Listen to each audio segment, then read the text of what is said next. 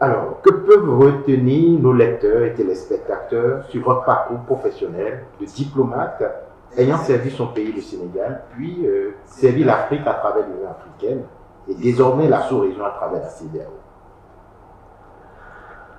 Vous savez, c'est pas facile de faire ce genre d'exercice. Mais ce qui est certain, c'est que on rend grâce à Dieu d'abord de nous avoir donné cette expérience, la chance de vivre ces moments-là.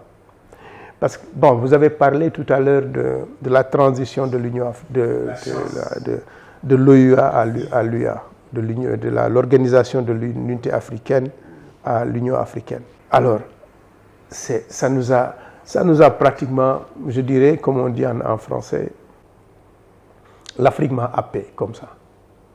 Donc, je ne sais faire rien d'autre que ça. C'est tout ce que je sais faire.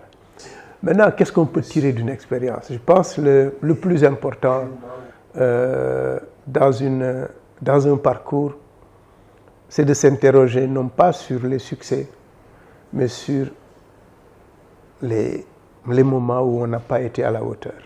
Je pense que et beaucoup de nos aînés qui écrivent leur mémoire, quand on lit entre les lignes, on sent que c'est là le plus important. Une carrière diplomatique, c'est bien sûr, il y a des moments de joie, c'est-à-dire quand on conclut un accord. Pour moi personnellement, qui ai été fonctionnaire d'une organisation internationale et surtout d'un conseil de paix et de sécurité, donc mes meilleures joies, c'est quand je parviens à réconcilier deux États sur des positions, à proposer des compromis, etc. Parce que c'est ça notre rôle.